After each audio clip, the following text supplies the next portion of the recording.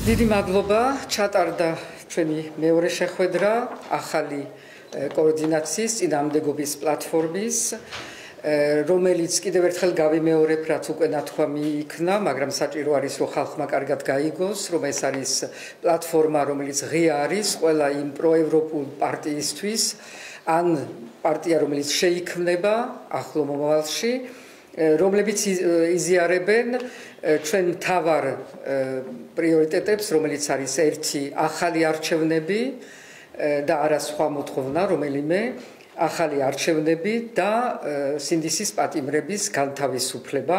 ეს ორი მთავარი ცხადი არის როგორც პროევროპული პარტიები, ესენი ასევე იზიარებენ ქართულ ქარტიას. ეს არის ის სამი მოცემულობა, რომელიც ქმნის და რომელიც უხსნის გზას პარტიებს, რომ შემოვიდნენ ამ პლატფორმაში.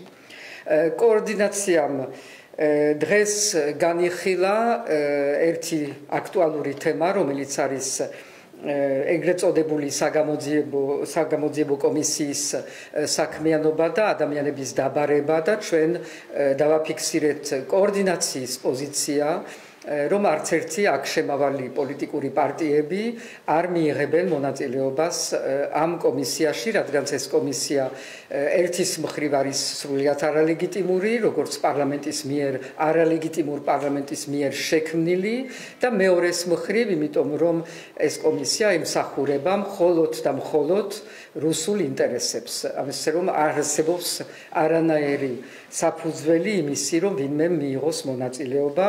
ასევე ეს კომისია ემსახურება იმას, რომ დაითესოს შიში, ეხლა უფრო პირდაპირ მიზანში არიან აღებული პოლიტიკური ლიდერები, რომ ხალხთან გავრცელდეს ის აზრი, რომ ყველას მოგწდებით და ყველა ხართ სამიზნეში, მაგრამ ეს არ ნიშნავს იმას, რომ ვინმე უნდა ამას დაემკვიდროს და შიში გავრცელოს. ასე რომ პოზიცია არის, რომ არავინ არ მიიღებს ამ პოლიტიკურ პარტიებიდან მონაწილეობას. კიდევ ამ დღის წესრიგში დღეს ქონდა ორი კიდე სხვა თემა. ერთი შიდა მექანიზმები, რომელიც ნელ-ნელა უნდა ჩამოყალიბდეს და გვაქვს რამოდენიმე მოსაზრება. შევქმნით ერთიან საერთაშორისო კალენდარს იმისთვის, რომ ჩვენი პოზიციები დროულად იყოს მიწოდებული სხვადასხვა ლიდერებთან თუ პარლამენტებთან, როგორც კოორდინაციის პოზიციები.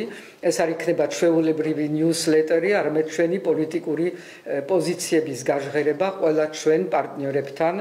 დროულად პირველი ასეთი შემთხვევა არის 7 აპრილის სესია ევროპული საბჭოს ასამბლეისი, რომელზედაც ემზადებიან პოლიტიკური პარტიები და იქაც ადგილზე მიმდინარეობს კოორდინაცია.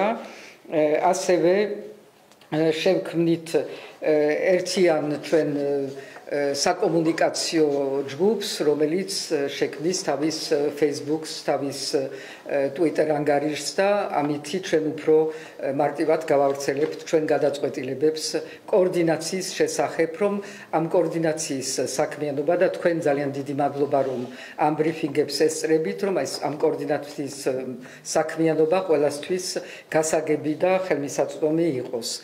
და კიდევ ერთი რამე, რაც უნდა მოგახსენოთ, რომ ეხლა თქვენს მერე კოორდინაციის წევრები ხვდებიან გერმანიის ჟურნალისტებს ძალიან დიდ ჯგუფს, რომელიც სრულყოფილად არის ჩამოსული საქართველოში და ჩვენ გავაცნობთ კოორდინაციასაც და ასევე ყველა დღევანდელ აქტუალურ გამოწვევაზე ვესაუბრებით ამ ჟურნალისტებს. ძალიან დიდი მადლობა.